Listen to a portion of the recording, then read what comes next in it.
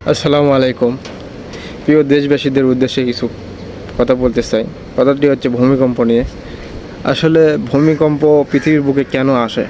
আসলে ভূমিকম্প হচ্ছে আল্লাহর দেওয়া একটি সতর্ক বার্তা। পৃথিবীর বুকে, দেশের বুকে যখন অন্যায়, অবিচার, পাপ, বিলাসিতা, বিভিন্ন অহংকার, ন্যায়, অন্যায় সব কিছু যখন দিন দিন বেড়ে যায়, অশৃঙ্খলতা সৃষ্টি হয়ে যায়, অশ্লীলতা শুরু হয়ে যায়, আল্লাহ তাআলা সেগুলো সহ্য করতে না পেরে অনেক সময় ভূমিকম্প সতর্কবার্তা দিয়ে পাঠায়। দুনিয়ার বুকে মানুষের গুনাহ বেড়ে গেলে তখন গজব নাজিল হয়। আসলে আমরা নিজেদের গুনাহ, নিজেদের ক্ষতি নিজেরাই করি।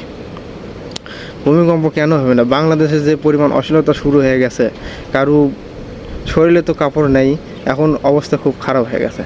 দেশেতে এমন উচ্ছৃঙ্খলতা শুরু হয়ে গেছে, মা বোনেরা বাজার ঘাটে উচ্ছৃঙ্খলভাবে অশ্লীল পোশাক পরে চলে যাইতেছে, গান বাজনা উৎসব শুরু হয়ে গেছে। কী রে ভাই, আমরা মুসলিম হয়ে কেন এসব করি? আমরা কি বুঝি না? না আমাদের মাথায় কি ঘেলু নেই? না আমাদের জ্ঞান বুদ্ধি কিছু নেই? আমাদের বিবেক দিন দিন হারিয়ে যাচ্ছে কেন? ভূমিকম্প কেন হইতেছে? এত বিপদ আপদ কেন আসছে? পৃথিবীর বুকে এত বিপদ হওয়ার কারণ কি? পৃথিবীতে প্রত্যেকটা দেশে এখন দুর্যোগ চলে আসতেছে, দুর্যোগ নেমে আসতেছে, বিভিন্ন পাপ গজব নাজিল হইতেছে পাপের কারণে।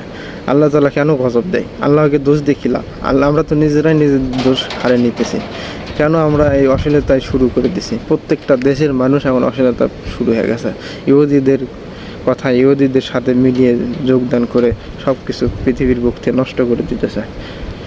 বাংলাদেশের অবস্থা যে পরিমাণ খারাপ হয়ে গেছে, মানুষকে মানতেছে না, অশ্লীলতা পোশাক, অশ্লীলভাবে চলাফেরা, গান বাজনা শুরু করে দিছে। তাহলে কী হবে? ভূমিকম্প হবে না? আমি চাই আরও ভূমিকম্প হোক, বাংলাদেশের অর্ধেক ধ্বংস হয়ে যাক, তারপরে ঠিক হবে মানুষ।